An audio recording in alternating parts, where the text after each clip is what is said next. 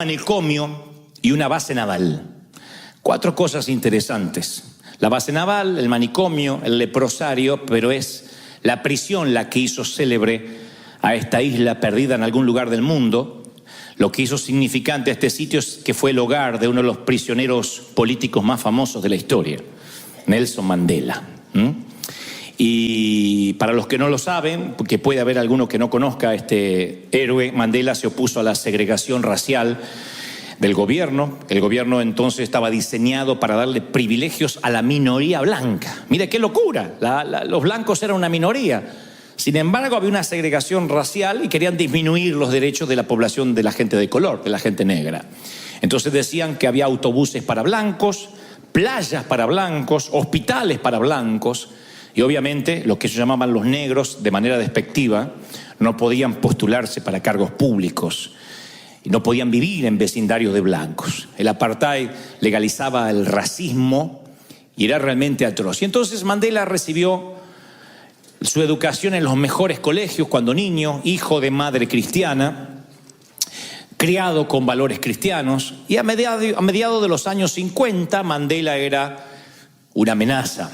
Se le decía que era la esperanza de la cultura negra.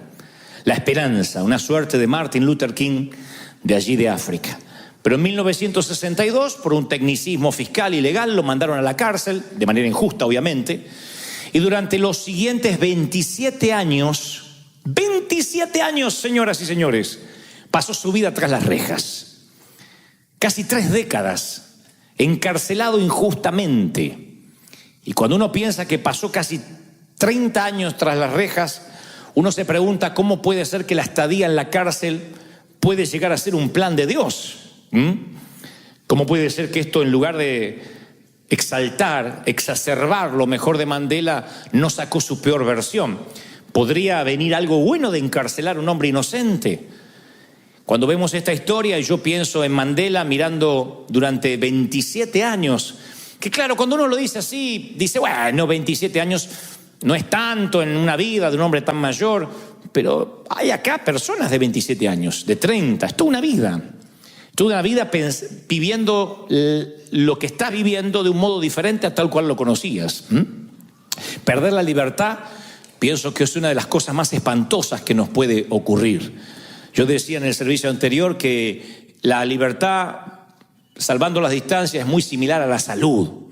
Cuando uno la va perdiendo o la está perdiendo, recién la empieza a valorar. Uno no dice, doy gracias a Dios porque hoy estoy sano, porque mis pulmones funcionan bien, porque mis riñones están bien. Uno no da gracia por eso. Pero cuando de pronto tienes que hacerte diálisis o tienes que pasar por temporadas en camas de hospital, en camas de hierro, con sueros intravenosos, con respiración asistida, empiezas a valorar la salud. Uno no la da por sentada. La salud la damos por sentado, a menos que tengas una salud frágil. La mayoría damos por sentado la salud, el tener voz, el poder hablar. Le digo siempre al Señor que no quisiera algún día, aunque sea muy viejito, tener Alzheimer, porque mi mamá lo tuvo. Me veo como un hombre formulando preguntas de la nada o recordando solo algunos episodios fragmentados y me da pavor. Entonces, una de las cosas que yo no doy por sentado es la mente. Yo trabajo con la mente, como decía recién Zapata, somos la reserva intelectual de Latinoamérica y para un sistema cognitivo intelectual uno debe tener la mente en perfectas condiciones. Perderla me aterra. Perder la libertad me aterra más aún, porque la libertad también la damos por sentado. Pero un día, de manera justa o injusta, te dicen en qué horario vas a comer, qué vas a comer, cuándo te vas a levantar, cuándo te vas a acostar. Deciden por tu vida qué vas a vestir, cuál es la última ropa que te vas a poner. Y ahí uno se da cuenta que esas cosas nimias, esas cosas triviales como ¿dónde vamos a comer hoy? ¿Nos tomamos algo por allá? ¿Salimos al cine? Son lujos que no vas a volver a tener si te privan de la libertad. Mandela tuvo que aprender a convivir con esa soledad, con el infortunio de estar entre rejas por 27 años. Pero la pregunta es, ¿podría haber una estrategia mayor del creador detrás de una temporada tras las rejas? Mi pregunta es, sin esa prisión, sin esas casi 3 décadas, ¿se habría forjado este líder intelectual, refinado, cultivado?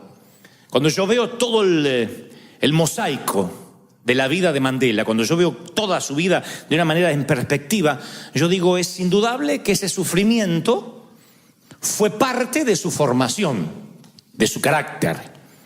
Si el maestro estaba obrando algo extraordinario en Mandela y para eso permite que este caballero pierda su libertad tras las rejas, a mí me lleva a otra pregunta, casi por carácter transitivo, es: ¿no será que este también puede ser un modus operandi de Dios para muchos de nosotros?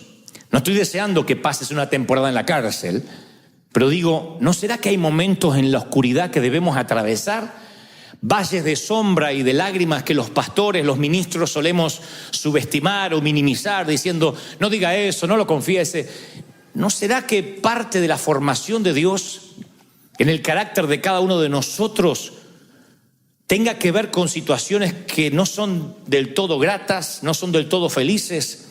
Digo, porque si Mandela, después de esa temporada, sale de la cárcel y termina convirtiéndose en un presidente, en el primer mandatario de su país, es obvio que hubo un plan. Él mismo lo reconocerá.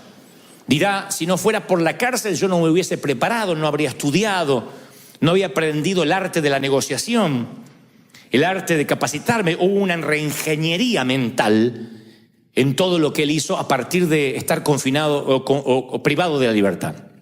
Y yo tengo que mirar, me obligo a mirar mi vida y la tuya bajo el mismo lente, que a lo mejor estamos pasando temporadas, no necesariamente de cárcel, pero de oscuridad, momentos en que no son felices, no son para relatar en un testimonio, y quizás no tenga que ver con la mano necesaria satánica, porque eso es lo simplista que hacemos todo. El diablo está contigo, Dios te dejó, el diablo se ensañó. Y a veces, cuando uno ve historias como esta, no puede dejar de pensar que hay planes, hay estrategias que son más altas que las que nosotros creemos. Si pudiéramos tener una máquina que pueda ir al pasado y le preguntamos a Nelson Mandela, cuando recién lleva 10, 15 años en la cárcel, si cree que esto puede devenir en un propósito divino, te va a decir quizás no. Capaz que sí, pero quizás te diga, no, yo no veo el propósito de Dios, solo quiero mi libertad. Y cualquiera de nosotros, si pudiera ir al pasado y ver esos momentos tristes, esas temporadas de divorcio, de quiebra financiera, de tirar un puñado de tierra sobre un ataúd, de besar una frente fría en un funeral, quizás dice, no, a mí eso simplemente me traumó, me marcó, pero no terminó en bendición, porque uno no logra ver qué es lo que Dios está proponiendo. Y es que las semillas germinadas, por lo general, nunca entienden desde su punto de vista limitado el proceso al cual están siendo sometidas. Una semilla no sabe si fue plantada o fue enterrada. La semilla no puede entender en la planta o en el fruto en el cual se va a convertir. Entonces yo preguntaba hoy y reformulo, ¿y si todo lo que nos tocó pasar, y si todo lo que te tocó pasar, en lugar de ser la parte oscura, el peor capítulo de tu existencia, fuera parte de un propósito para cultivar ese hombre o esa mujer que eres hoy? Nosotros decimos, no, Dios me hizo nueva criatura, yo llegué al Señor y en las aguas del bautismo quedó el pasado, quedó el ex marido, flotó la suegra, quedó todo ahí. ¿Y si Dios? A lo mejor todo ese proceso, si bien fuimos perdonados, en términos escriturales, todas las cosas son hechas nuevas, pero ¿y si todo ese proceso de pronto devino en lo que hoy somos? Porque uno lucha contra la soberanía de Dios porque no nos gusta dónde nos coloca su proceso. Dios empieza a procesarnos y entonces yo siempre digo, donde te encontró el Señor, no siempre está cerca donde va a plantarte. Él te suele trasplantar, no suele cambiar de lugar, de entorno, de cultura, de maneras de pensar, de paradigmas. Donde Dios te encontró no siempre es igual a donde Dios te va a plantar. Y en ese trasplante, en ese cambio, uno empieza a sufrir. Porque pensamos que estamos como marionetas al azar, como que estamos sin rumbo. Y sin embargo Dios nos está plantando. Y esta fusión cuesta tiempo. Este cambio cuesta tiempo porque uno se acostumbra a lo cómodo y a lo familiar. Y cuando empezamos a ver alrededor y no vemos un entorno reconocible, cuando Dios nos empieza a mudar, entonces uno empieza a sentirse la ansiedad de de que dice, ¿por qué Dios me quitó de la zona cómoda, de la zona del confort?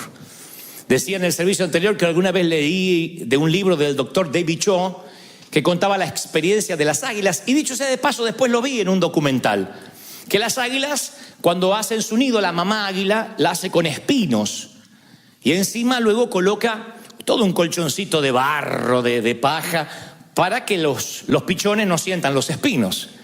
Y uno, al ver la madre poner espinos y después el colchón encima, no entiende cuál es el propósito. Pero la mamá águila sabe que habrá un momento en que la comodidad de los pichones va a primar por encima del riesgo. Y entonces cuando los pichones ya tienen alas para volar, ella los empuja. Se ve en el documental que con el pico les dice, ustedes pueden volar, no son gallinas. Pero los pichones se parecen mucho a nuestros hijos. A los mamuts que dicen, ay, yo me quiero casar pero tengo 42 recién y no sé si me van a mimar como mi mami que me hace la sopa. Entonces, reciban esta palabra del corazón: espino debajo del colchón, espino en los calzones. En algún momento sale liquidado. Entonces, bueno, pone espinos, la mamá. Y ustedes van a ver que los empujan. Prueba 2 días de empujarlos. Y algunos no se quieren mover, algunos sí saltan al riesgo. Cuando la madre ve que la mayoría está acostumbrado al entorno, porque es maravilloso acostumbrarse al entorno, que te alimenten. Hay iglesias que son raquíticas así, donde la mamá viene o el papá viene, el apóstol viene y le pone el gusanito en la boca. Entonces lo único que hace en la iglesia todos los domingos es... y le pone el gusanito, dígale acá a su lado, repita esto, dígale al apóstol, cuando voltea hacia atrás. Dice, por eso yo dije en el servicio anterior y vuelvo a repetir, si piensan que yo les voy a dar el gusanito, tu abuela, estás perdido conmigo. Vas a crecer, vas a madurar y vas a depender de Dios y vas a saber que Él es tu ayudador, tu cuidador y el que te hace crecer. Yo no le pongo gusanitos en la boca a nadie, porque tienes que aprender a comer solo. Bueno, la madre águila sabe esto y sabe que la zona del confort produce atrofia. Y lo que no se usa se atrofia. Si no vas al gimnasio, te atrofia los músculos. ¿Sabías eso? Si tomas mucha cerveza, se te atrofia la panza. Si no lees, te atrofia el cerebro. Yo conozco muchos universitarios necios, porque la última vez que leyeron un libro o estudiaron fueron cuando se graduaron y dejaron de ser autodidactas. Y por más que dicen tengo un título y ostentan un título universitario, son gente que empiezan a ser sabios en su propia opinión, no se recicla, no tienen una reingeniería, no se reinventan, entonces van perdiendo hasta el léxico, la manera de hablar, porque no son autodidactas, porque lo que no usas, como el cerebro, también se atrofia. Si dejas de orar, se te atrofian las rodillas. Si reemplazas Netflix por la Biblia, se te atrofia la Biblia y se te atrofia la lectura espiritual, se te va atrofiando. Entonces, cuando alguien se atrofia, empieza a ser absolutamente dependiente de que otro lo ayude. Y eso puede ser peligroso. Dios necesita hacerte crecer. Cuando ve que algo se atrofia, necesita que eso crezca. Los pichones de águila ven que se están pinchando y dicen, entre una muerte segura y una muerte probable, vamos a elegir la probable. Y se tiran más allá de los riscos y van a ver en los documentales que pum, pum, pum, se pegan contra los sitios más altos hasta que finalmente se dan cuenta que son águilas y pueden volar. Pero hay un par que mueren en los nidos. Así que tal vez estabas esperanzado que el mamú se vaya. Hay algunos que mueren en los nidos, ahí desparramados en tu cama, diciendo, no, estoy esperando la voluntad de Dios, y no se va a mover. Pero la mayoría sale cuando siente que está entre espinos. Yo pienso en esta metáfora y digo, sí, porque Dios nos traslada a veces a campos irreconocibles, donde allí es que nosotros vamos a empezar a conocer lo que es el crecimiento, lo que es desarrollarse. Yo he conocido personas, creo que en mi edad he conocido a personas de las más interesantes que ha habido en el mundo. Me he sentado con gente que ni en mis sueños más descabellados pensé que Dios me iba a dar la providencia divina de estar. Entonces, mirando la historia de lejos, puede decir, bueno, Dios te privilegió, Dios tenía un plan, sí, claro que lo tenía. Pero la gente suele mirar nuestra tierra prometida y no valorar o no estimar el desierto.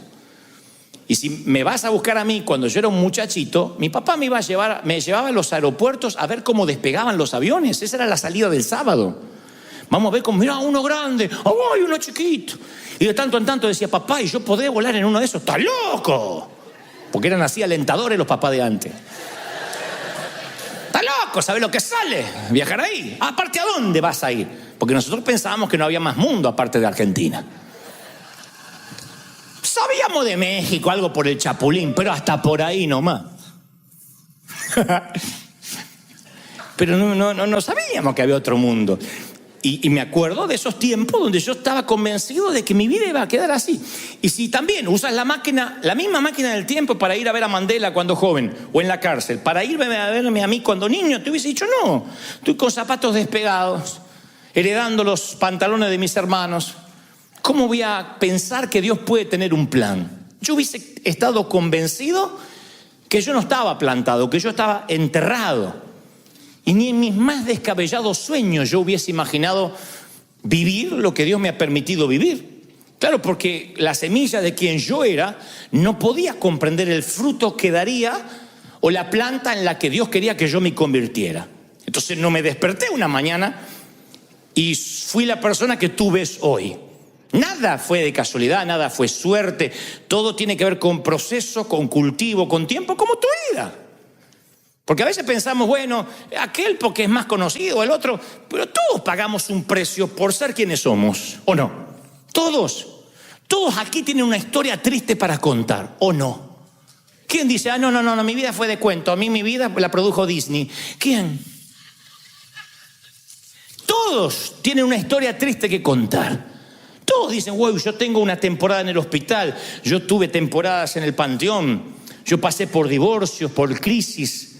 Lo que pasa es que las iglesias nos volvemos demasiado higiénicos, hacemos de la Biblia una Biblia aséptica, la higienizamos demasiado para decir, no, hay que vivir en victoria, está todo bien, y nos ponemos caretas. Pero todos vivimos crisis, momentos difíciles. Lo que pasa es que en el proceso de la cuna a la tumba perdemos la autenticidad. Pero si pudiéramos realmente ser auténticos, todos pagamos un precio para estar donde estamos. Y pagaste un precio para tener hijos, pagaste un precio para no tenerlos, pagaste un precio por estar solo, pagaste un precio por estar casado. Y ese precio, ese costo, lo asumes como algo natural, pero tiene que ver con una línea, una línea de tiempo, tiene que ver con una línea de relato. O sea, tu vida no son una serie de cuentos cortos que no tienen conexión. Es una línea, es un relato. Dios sabe dónde ibas a pasar, dónde te ibas a criar, por una soberana razón, porque quería que crecieras. Lo que pasa es que Él no nos muestra los planos, y eso es lo que nos pone mal. Es posible que ahora mismo estés pasando una temporada difícil y te cuesta conectar los puntos. Dice, ¿y esto en qué me va a servir? Cuando teníamos nosotros que compartir la misma fruta, una mandarina para 4 hermanos, y me decías, ¿con esto vas a aprender algo? Yo decía, ¿qué voy a aprender con esto? Nada. Es como el que está en una sala luchando contra el cáncer. No puede entender que algo va a aprender. Pero después, cuando somos enredaderas fuertes y miramos hacia atrás, nos damos cuenta que lo que parecían ser accidentes, infortunios, es lo que nos forjó al ser el hombre que hoy somos, la mujer que somos. Es como que Dios sentaba bases y después volcó el concreto para empezar la construcción. Pero uno no se daba cuenta. Uno maldice donde nace, el entorno, pero es porque el maestro no nos permite ver los planos. Él dice, tú confía que yo trabajo. Nunca pensé yo que Dios iba a trabajar conmigo, que estaba trabajando conmigo. De verdad. Cuando yo voy a cualquier país le digo, ustedes no se comparen conmigo. Nunca van a ser como yo, porque ustedes son más aventajados que yo. Van a la universidad, pregunto siempre, ¿quiénes aquí tienen estudios terciarios? Y la mayoría. Digo, yo no terminé la escuela secundaria. Entonces no me digas que te vas a comparar conmigo porque yo tuve más desventajas. ¿Quién de aquí tiene síndrome de Asperger? Y la mayoría no. Bueno, entonces no te compares conmigo. Porque cuando uno está luchando con síndromes, con problemas, con traumas, tiene que abrirse paso y pagar un precio mayor. Lo que pasa es que yo no sabía que yo era una semilla y Dios estaba trabajando. Yo pensé que Dios me había abandonado. Desde aquel niño que la maestra, porque las maestras de antes eran tan sutiles, desde aquel niño que la maestra me dijo en 4º grado, pero Gebel, usted es tarado, que no puede dar una lección oral, y que yo me oriné frente a todos, Desde aquel niño, y en ese entonces no era que ibas a tu casa y decías, la maestra me llamó tarado, y la mamá quería incendiar el colegio. Eran tiempos que la mamá apoyaba a la maestra. La maestra me pegó, algo habrá hecho. Fin de la charla. Y yo me acuerdo que de aquel niño que dijeron tarado frente a todos, a este hombre que a veces voy a un país y hay un presidente que me quiere ver y Dios sabe que no estoy contando esto con petulancia, Dios sabe el corazón con lo que lo cuento. Yo digo, esto tiene que ser un error. Y Dios me muestra que no, que hubo un proceso en el medio, que hubo un trato para mi carácter, para pararme, para enfrentar la vida. Un líder, alguien con carácter, no nace de la noche a la mañana, cuesta 30 años un éxito de la noche a la mañana. Las 10.000 horas de vuelos se adquieren ¿cómo? Volando. Nadie puede ser un piloto con 10.000 horas de vuelo sin haber volado. Entonces ese desierto nos va capacitando, como a nosotros como iglesia. Cuando éramos un grupo de dependientes de los anglos, no hubiésemos nunca haber podido comprar este lugar. Pero Dios nos metió en un proceso, que afortunadamente no fueron 40 años, pero un proceso de desierto. Moisés saca toda la muchachada de Israel, de Egipto, y esos muchachos eran esclavos. Si uno va a ver las leyes de salubridad que Dios les dio, hasta le dio leyes de higiene, de cómo tenían que bañarse, cómo tenían que higienizarse las mujeres, porque eran animalitos, eran esclavos, sin dignidad, sin futuro. ¿Cómo Dios iba a hacerles conquistar la tierra prometida tan rápido en 3 meses, que dice que lo que se presume en meses hubiesen llegado a Canaán? Pero lo estuvo dando vueltas por el desierto en un proceso que si tú fueras a preguntarle, ¿van a alguna parte? Te diría, no, yo ya vi ese médano 10 veces. Para mí que Moisés no está en su juicio cabal. Pero cómo Dios transforma esclavos en soldados sin pasarlos por el crisol. Los transforma de la misma manera que transforma Mandela, 27 años en la prisión en la isla Robben, para que sea ese hombre que después el mundo conoció. Lo que pasa es que cuando uno está en el proceso no sabe que está haciendo historia.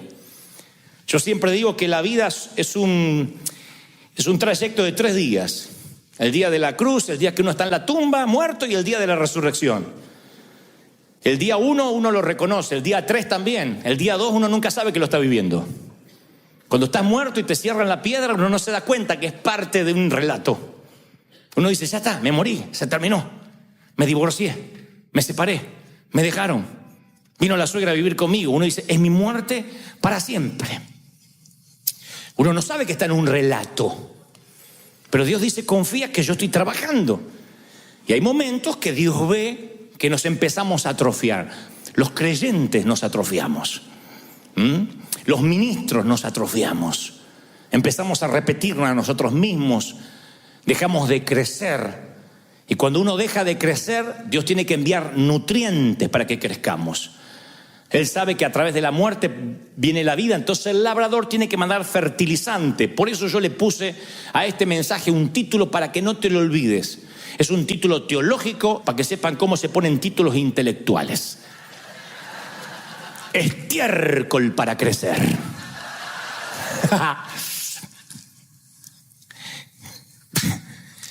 Porque el labrador, cuando dice no está creciendo, le pone estiércol para que pueda crecer. Y el estiércol apesta. Es maloliente, no hay estiércol francés. No. Pero ese estiércol es porque cuando hay comodidad y hay ciclos de estancamiento, él interrumpe nuestra conveniencia, nuestra comodidad y dice, hay algo que se está atrofiando y necesita crecer. Tengo base bíblica. En la parábola sobre la higuera, que no daba fruto por 3 años, dice la Biblia que el dueño de la viña buscó fruto durante 3 largos años y nunca había fruto. Y al no encontrar ningún fruto, le ordena a su jardinero, a su labrador, dice, mira, cortame este árbol que no sirve. Y noten esto, porque esto está en las Escrituras, tiene un significado, no es una mera anécdota o una metáfora, simplemente por ponerla. El labrador dice, Señor, déjela todavía este año. 3 años la habían esperado. Déjela este año hasta que yo cabe alrededor de ella. Y ahí se nos escapa el detalle. Y la abone. ¿Saben lo que es el abono? Estiércol, fertilizante. Y si diere fruto, bien. Y si no, la cortamos. Lucas 13:8. El abono tiene nitrógeno, fósforo y potasio. Y la única manera en que crezca es cuando empiezas a oler mal. Cuando la vida se pone densa. Cuando la vida se pone cloacal. Y notas un aumento en la cantidad de estiércol, de problemas. Tienes que prestar mucha atención. No tienes que decir, ay, ¿qué me pasó ahora? Significa que hay un plan de Dios. Algo que tienes que saber que es parte de una temporada. Salomón divide la vida en 28 temporadas. Sin embargo, pareciera que los predicadores nos olvidamos del tiempo de llorar, del tiempo de arrancar. Hay tiempo de celebrar y parece que no, esto es de menos nivel. Y es como que editamos, censuramos lo que dijo Salomón. Como cuando censuramos que dijo, en el mundo tendréis aflicción. Como cuando censuramos que para ambos constructores de casas vienen las tormentas, para el que edifica sobre la roca y el que edifica sobre la arena. Es como que censuramos esas partes porque no, hay que darle victoria a la gente, repita conmigo, pero están ahí.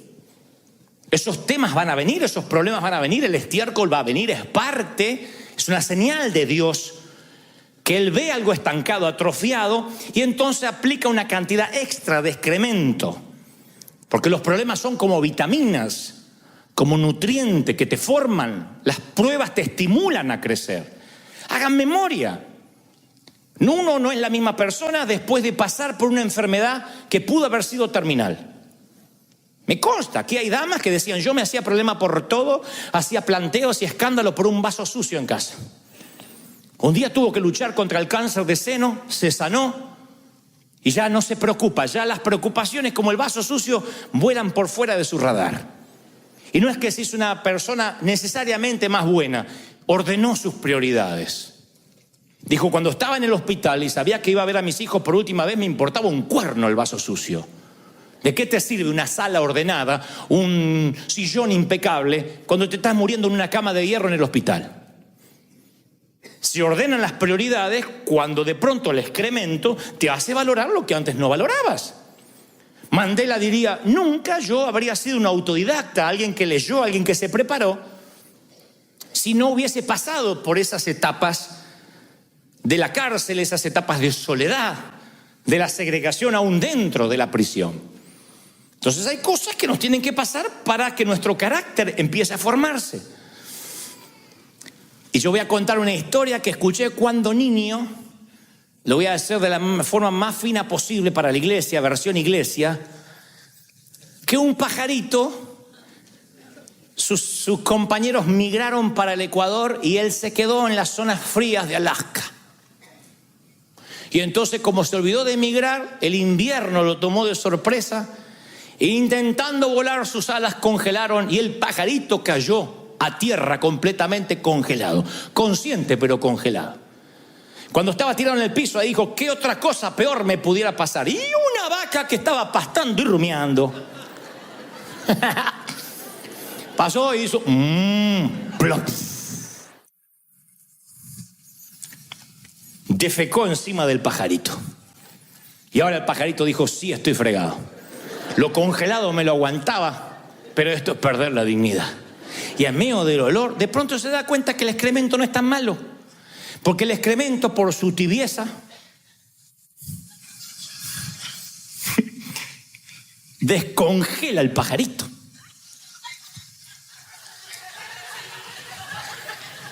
El hielo se derrite, prueben. No, prueben de que la historia es verdad. Se descongela el pajarito. Y entonces debajo del excremento, cuando se pone feliz, empieza a piar. Pi, pi, pi, pi, pi, para que alguien lo venga a rescatar. Y un gato que andaba por ahí escuchó que el excremento piaba.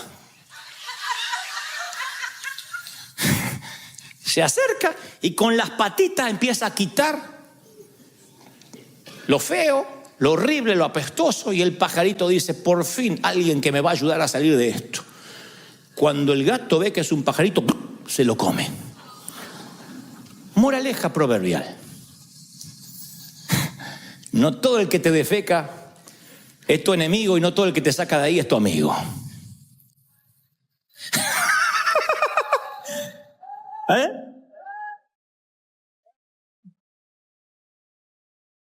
Entonces, hay momentos que nosotros nos quejamos por algo que se atrofió, por algo que se nos congeló. ¿Qué hace Dios? Abono. ¡Pluf! Pasa la vaca de la vida y cae sobre ti. Y si te empiezas a quejar o a piar, lo más probable es que salgas de ahí antes de tiempo y corra riesgo tu vida, literalmente. Porque uno tiene que pasar por el proceso del abono, del fertilizante. Es una señal de que hay áreas que deben ser tratadas. Ahora, yo sé que preguntas, y vamos, ¿cómo puede ser de Dios que yo todavía esté enfermo? Es injusto. ¿Cómo puede haber sabiduría en que yo siga con el cáncer propagado en el cuerpo? Otros dicen, vivo pagando el mínimo de la tarjeta todos los meses, me están comiendo los intereses y me dices que hay un propósito divino. ¿Estás diciéndome que perdiera mi trabajo con todo lo que hice yo por esa compañía? ¿Puede que Dios esté manejando los hilos detrás? ¿No es más lineal, más fácil decir, lo malo Satanás, lo lindo de Dios? Me enfermé, Satanás. Y aunque escrituralmente Dios no es el dueño de la enfermedad, ni te la envía, podemos ir a cientos de ejemplos donde Dios levanta el vallado, como en la vida de Job, donde va a comenzar un proceso porque Dios lo determinó. Tú dices, me estás diciendo que aquella relación que yo tanto anhelaba o quería se terminó o no pudo ser, ¿también tiene que ver con Dios? Sí. ¿Por qué Dios lo permite? Bueno, si tuviste pensamientos como estos, no estás solo. Muchas veces yo estuve en ese laberinto mental de decir, lo que me está ocurriendo no puede ser orquestado, mínimamente permitido por Dios. Hasta que me di cuenta de que algo estaba creciendo en mi vida. Que algo estaba Dios procesando en mi vida.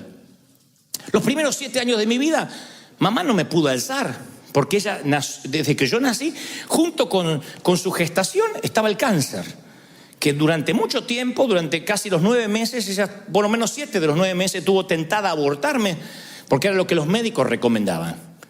Y tuvo una corazonada de que me tenía que tener, como sea.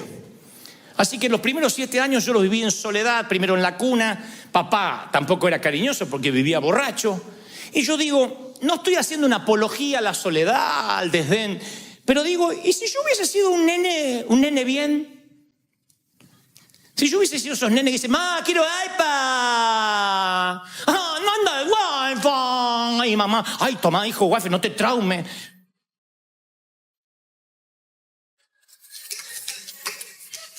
Vieron que hay madres así, ¡ay, la clave para el nene, la clave! ¡Que el nene está llorando! Hacen los nenes. Yo capaz que hubiese sido esa clase de gente que de adulto cree que el mundo le debe algo. Cree que Dios le debe algo. No piden, exigen, hacen pactos con Dios. Pacté por tal cosa. ¿Quién cuerno eres para pactar? Es alguien que de chiquito corrió, le trajeron el iPad, quiero el celular nuevo, el mocoso no hay para comer, pero él tiene el celular nuevo. Que acá no pasa esto, afortunadamente todos esos padres vienen en el primer servicio. Pero imagínate. Yo digo siempre, tal vez yo no fuera el hombre que soy. No digo que soy un hombre excepcional, pero yo me acostumbré a viajar liviano, a no ser desagradecido. El por favor y el gracias forman parte de mi estilo de vida. Tenga empleados o no, o subalternos o no, el por favor y el gracias se me inculcó porque las cosas había que pedirlas por favor. La madre te hacía comer lo que había. Siempre me decía, vas a comer la polenta porque hay nenes en África que no tienen. Unas ganas de mandar por FedEx la polenta a África.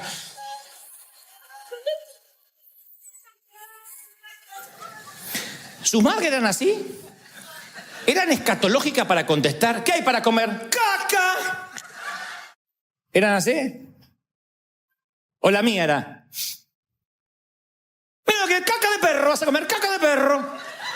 No, pregunté, pero esto no es un restaurante que voy a comer, vas a comer lo que yo haga. Se terminó. Ahora hay madres que le preparan los ravioles con la salsa que a él le gusta. Hay 3 ollas, una para el papá, una para el nene y otra la nena que no come el gluten free. ¿Es loco o no? Y las madres sabían esto del excremento, porque decía, caca vas a comer, porque así uno crecía. Y no es que te daban excremento, pero es la manera de decir, no preguntes más. Vas a comer lo que hay para comer. Punto, se acabó. Y creo que mucho de esta generación que valoramos, que respetamos, y tenemos muchos defectos, por supuesto, estoy hablando de aquellas cualidades que son inherentes a nosotros, son por esas, trazando una línea de puntos hacia el pasado, por esos momentos difíciles, que Dios sabía a quiénes íbamos a llegar, de qué manera. Él estaba brotando una nueva vida. Entonces, todo aquello que pasó no era una profecía de destrucción, de que las cosas iban a ir mal. Él nos mete en un ambiente controlado, en una suerte de invernadero, vivero. El Padre te trasplanta, invierte tiempo y nunca va a dar la vuelta y abandonarte. Lo que intento decir es que si estás pasando una temporada difícil, es que Él ya te puso en un ambiente controlado, donde hay lluvia, donde hay calor, tierra homogénea, húmeda, que es lo que te va a hacer crecer, pero uno en el momento no lo puede ver. Lo que sí te puedo decir de parte del Señor, que ese campo que estás ahora plantado no es tu cementerio, no estás enterrado, estás plantado, mi querido. Dios está haciendo que crezcas, Dios está usando ese terreno para cultivarte, ¿o no? Y esa es la manera que nosotros nos vamos desarrollando, vamos creciendo, nos vamos haciendo fuerte. ¿Qué es una semilla si no es plantada? Nada, es semilla. Colocas una semilla en un cofre y en 10 años, ¿qué tiene? Semilla. Ahí es cuando uno entiende lo que Jesús dijo. Les aseguro que si el grano de tierra no cae en tierra y muere, el grano de trigo no cae en tierra y muere, se queda solo. Pero si muere, produce mucho fruto. Ahí uno empieza a cambiar la mentalidad y dice, yo no tengo que huir de todo lo que me pasó. No huyas.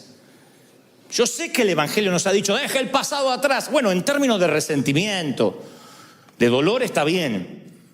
Pero tu background es tu background, tu vida es tu vida. Este hombre, esta mujer que eres, fue aquel niño de carencias, de hogares, de falta de cariño, de falta de abrazo. Por alguna razón Dios te mantuvo en un ambiente controlado para que seas esta persona.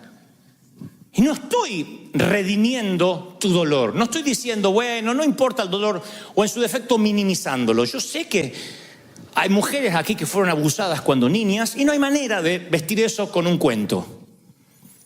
Porque cuando te roban lo más preciado que tienes, que es la inocencia, te cambian la vida tal como la conocías. Así que no te estoy diciendo agradece que fuiste abusada, porque sería una falacia, una locura de mi parte. Lo que digo es que aún así había un ambiente controlado. Pero ¿por qué Dios lo permitió? No puedo decir por qué permitió Dios 27 años de cárcel de Mandela. Porque hay cosas que pasan. Yo sé que hay nutrientes que tienen que ver con nuestra formación. Y todo sirve. Todo. Dios es un Dios que recicla. Dios es un Dios que no tira nada. Dios es un Dios que dice, yo voy a usar aún las malas experiencias del pasado para que en tu presente seas canal de bendición, para que sepas cómo ayudar, cómo bendecir. ¿O no? Para que entiendas. Mira si no pudiéramos nosotros entender la pobreza, no ayudaríamos. Entender lo que es el hambre, uno ayuda. Pero no sé si uno puede entender el hambre si nació en el Palacio de Buckingham. No sé si yo hubiese nacido en Beverly Hills y entendería la necesidad y hablaría como hablo. Yo siempre decía, porque estuve muchos años sentado del otro lado del mostrador, en términos metafóricos.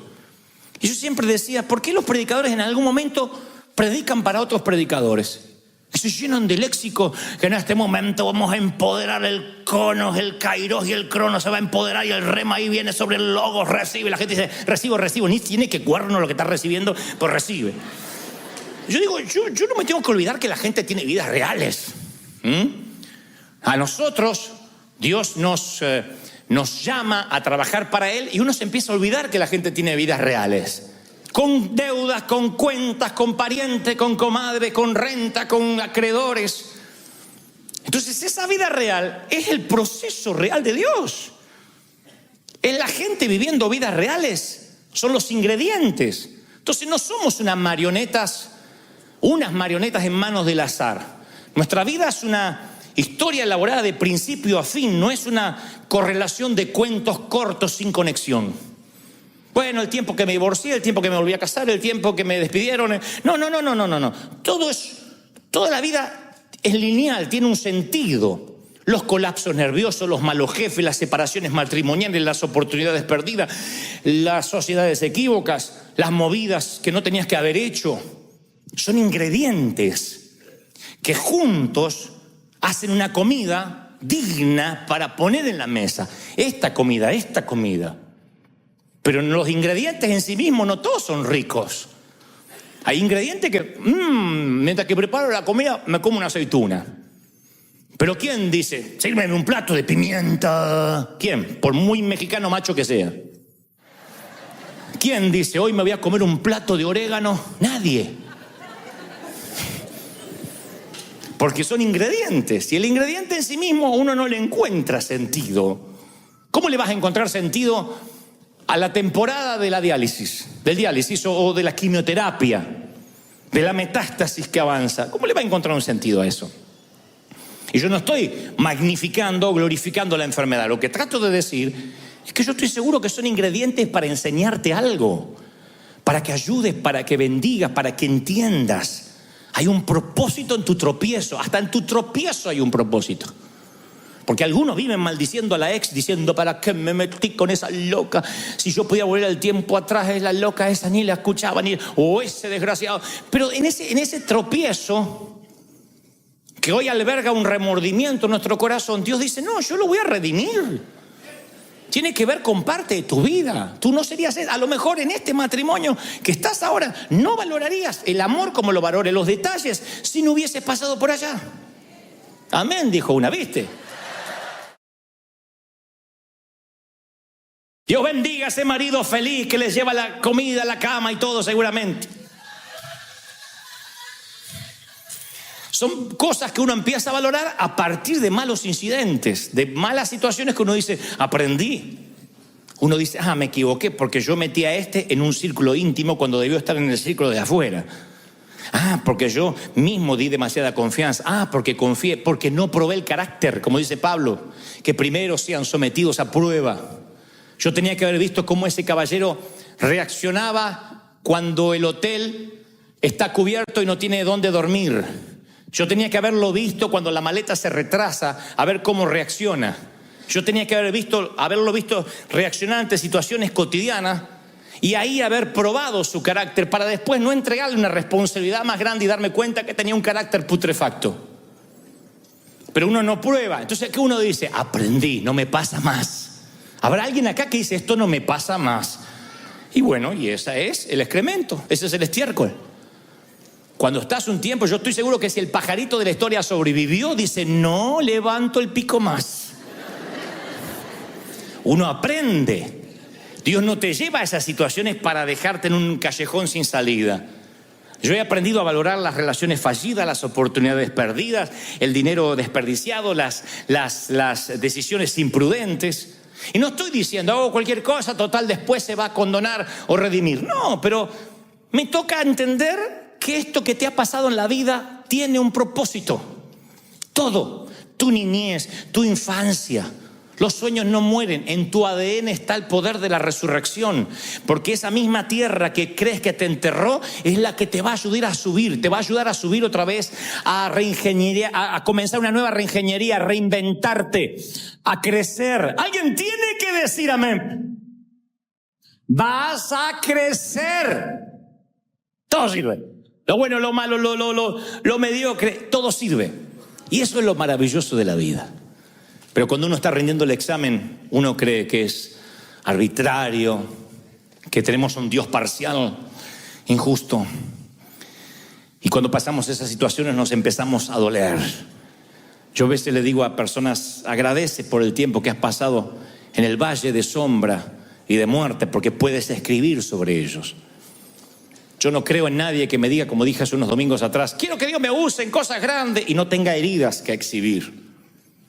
Que no lo hayan criticado, que no lo hayan dilapidado, porque este es un ambiente muy hostil, porque el pueblo evangélico es uno de los pocos ejércitos que remata a sus heridos.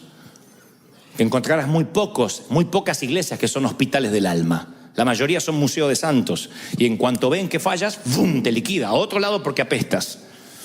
Entonces tienes que estar preparado, no solo para el enemigo que está delante, sino para el propio entorno. ¿Dónde se aprende eso? En la universidad de la vida. Si uno quiere no enfermarse del ébola, tiene que darse una pequeña dosis de ébola. Eso es la vacuna. Te dan una pequeña dosis de aquello que quieres combatir. Y ahí generas el anticuerpo, ya tiene el ébola tu cuerpo. Lo que pasa es que no nos dicen que eso son las vacunas. Decimos, nos dieron algo contra la gripe. No, te inyectaron gripe. ¿No lo sabían? Me dieron algo contra la gripe para que no me enferme. Te pusieron gripe en el cuerpo. Una pequeña dosis de gripe para que las defensas suban y no estés propenso a enfermarte gravemente. Entonces, cuando alguien quiere ser curado del rechazo, ¿qué hace Dios? Excremento para que te rechacen. Ay, que Dios me ayude en la baja estima. Van a venir y te van a decir, ay, qué gorda que estás, se te cayó el trasero, me parece. Señor, si pedí que me ayudara, ¿te está ayudando el Señor? Para que diga, mucha honra, tengo este trasero y no te importe. Trasero caído con seguridad vale más que trasero levantado con una mujer insegura. Anoten para los proverbios.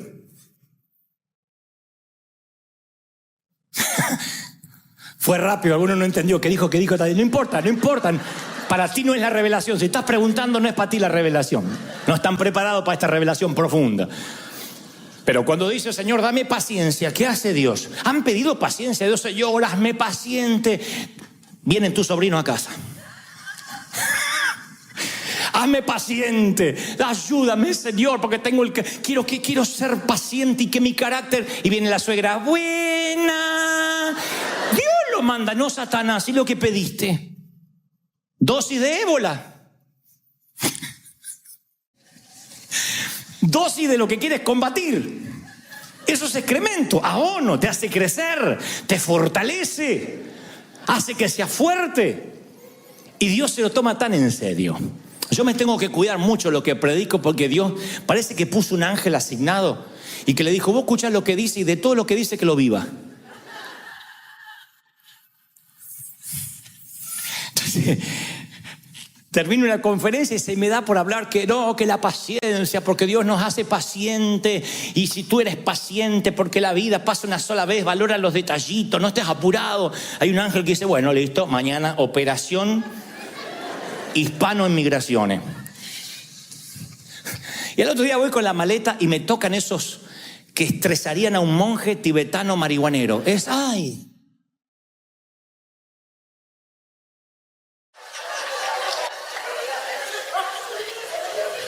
¿Qué lleva, señor, en la cartera? La computadora. ¿Ah? ¿La podemos revisar? Sí.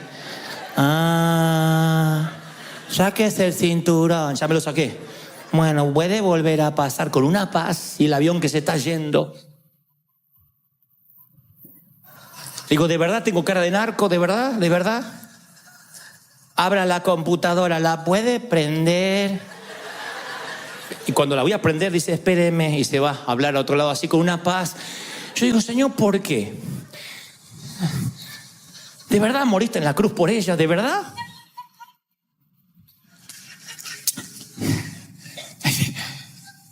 Y después Dios me dice, pediste paciencia, estiércol para que crezca. Pobre chica, no la estoy comparando, pero digo, abono para que crezca. ¿Querías paciencia? Bueno, si no, no hable, calladito la boca. Entonces, cuando tú le estás pidiendo algo al Señor, viene la prueba, viene la crisis, y tiene que ver con eso que Dios quiere formar. Bueno, a Mandela lo confinaron a una celda de 2 por 2 metros, con una ventana que daba al patio.